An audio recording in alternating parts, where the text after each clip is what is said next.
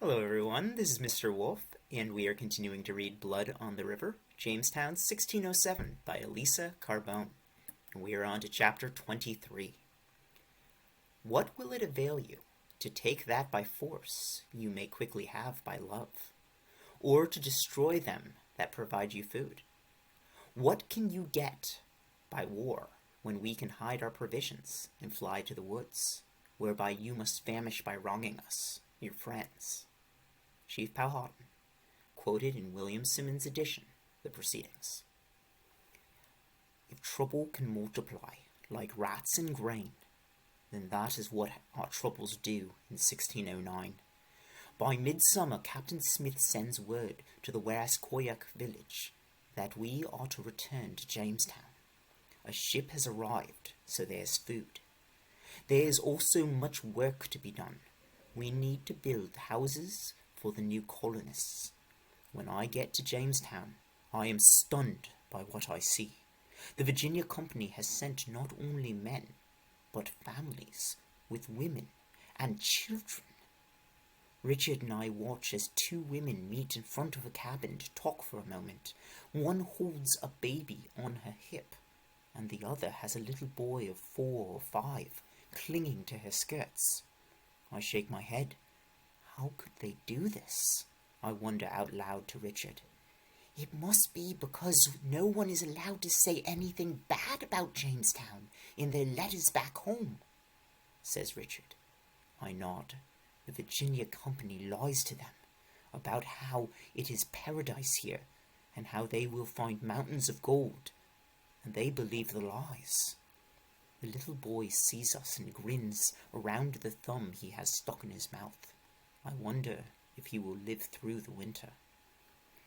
It is strange for me to be living with Englishmen again instead of the Werasquoyaks. Not even Namantek is with us anymore. It is hard to get used to eating only at mealtimes and having my food rationed again. I cut the long side of my hair and go back to wearing English clothes. I keep my bow, arrows, and moccasins in a corner of my cabin, but I still wear the buckskin carrying pouch with my knife hanging at my waist. Some nights I dream that I am back in the Werasquoyak village, or hunting with Kayinta and Namantek in a quiet, snow-filled forest. It is good to see Anne and John Layden again. When I first see Anne, my jaw drops, and I think John must have been giving her all of his food rations along with her own, because she is very big around the middle. Richard sees my open mouth and elbows me, so that I shut it before Anne sees. She's going to have a baby, he whispers. I blush at my ignorance. I'm glad Richard warned me before I said something to embarrass her. The ships keep arriving. The rumor is that the Virginia Company is tired of sending a few colonists and having most of them die off, so they are sending a lot, and women too, so that even if many die, the colony will still survive. By summer's end, we have nearly 500 colonists to feed and house. We also have horses, cows, goats, sheep, more hogs, more chickens, and more dogs and cats. There is hardly room to step without landing on someone's foot, a squawking chicken, or a pile of cow dung. We cannot get the houses built fast enough, and we are crammed together almost the way we were on the 'tween deck of the Susan Constant. Arguments flare up nearly every day. The ships have also brought us back Captain Archer and Captain Radcliffe. They make no secret of the fact that they hate Captain Smith and want to be rid of him. There's a new charter, they say, sent by the Virginia Company. The charter, it says, instead of a president and a council, we will have one governor to rule us. That governor is, for now, Sir Thomas Gates. Then next year, Sir Thomas West, Lord de la Warr, will arrive to become our Lord Governor and Captain General. Sir Thomas Gates is on his way to Jamestown on the flagship the Sea Venture. Step down from your office as president, They order Captain Smith. Captain Smith demands to see this new charter. Captain Radcliffe folds his arms over his chest. "It is on the Sea Venture with Sir Thomas Gates," he says. "You will see it soon enough." But the days go by, and the Sea Venture does not arrive. Captain Smith insists he is still our president. Now I see what it means, that power is like weights in a balance, and when someone gains power, someone else loses power. This Sir Thomas Gates, our new governor, has gained power, even though he is still somewhere out at sea, and so Captain Smith has lost power. The new colonists do not respect him. When he tries to explain our delicate relationship with the Indians, how we trade and work to keep a fragile peace, they scoff at him. "Those savages will understand the power in a musket. That's all they need to know," they say. The day I see smoke rising over the treetops, I know something has gone terribly wrong. 2 of the new settlers come straggling into the fort, dragging wooden clubs, their faces smudged with soot. "Did you see that savage's expression when I lit up his house?"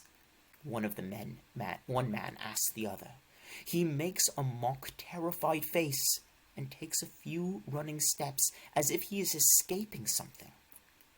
"Ha! Look at this!" The other man says. "I found it in a house with a bunch of bones, as if the dead men could take it all with them." He pours out the contents of a sack. Necklaces of shiny beads, copper, and tiny beautiful shells go scattering over the ground. I stare in horror. They have robbed the Indians' temples, taken the jewels from the bodies of their dead werowonces, set their houses on fire. "How many do you think we killed?" one is asking the other, holding up his club and examining it. My legs go weak. The club is stained with blood. I don't stay to hear the answer. I run to Captain Smith's cabin. My throat is tight with rage, but I choke out the words. "The settlers," I say. "They're killing and burning." Captain Smith marches to where the 2 men are still gloating, telling of their escapades to anyone who will listen. Captain Smith's glowering eyes silence the men at once. He demands to hear it all, and the men sheepishly give a full account. A group of our colonists have burned the natives' houses, stolen from their gardens, robbed valuables from their temples, beat the people with clubs, and shot them with muskets. The natives have become furious and killed some of our colonists, and so the Englishmen feel they have the right to do more killing and burning and stealing. I want to shout at them. How could they do this? They don't care that the natives have saved us from starvation over and over again. They don't care that Chief Powhatan himself saved us from freezing and hunger when all our houses burned. They have no hearts, only pride and a feeling that they are superior. They say that natives are savages, but in truth these ignorant Englishmen are the savages. Captain Smith is as angry as I am. "Are you trying to start an all-out war with the natives?" he shouts. "With 10,000 of them and a few hundred of us? Are you insane?" I can see in his eyes, the fury and rage. He wants to punch something, beat someone's face in, punish the men who have done this. Then I see him do the same thing he did so long ago on the ship the day Master Wingfield ordered him arrested. He narrows his eyes. He must be focusing his anger, I think. He is devising a plan to try to change all of this. "I will go up the river and talk to the tribes these men have wronged," he says. "I will work to make peace again. If I do not, it could be the end of our settlement." Captain Smith gathers a few men to sail upriver with him on the shallop. He chooses several men who have been here since the beginning. Then 2 of the new settlers, both gentlemen, tell him how much they want to help make peace with the Powhatans. They badger Captain Smith to take them along. Finally, he relents. I think these 2 gentlemen just want to get away from our crowded fort and go exploring. Then a new thought strikes me. What if they are not just bored young men who want an adventure? What if they are under the influence of Captain Ratcliffe, Captain Archer, and the others who hate Captain Smith? What if they plan to do him harm? The morning they leave, I watch the shallop sail away.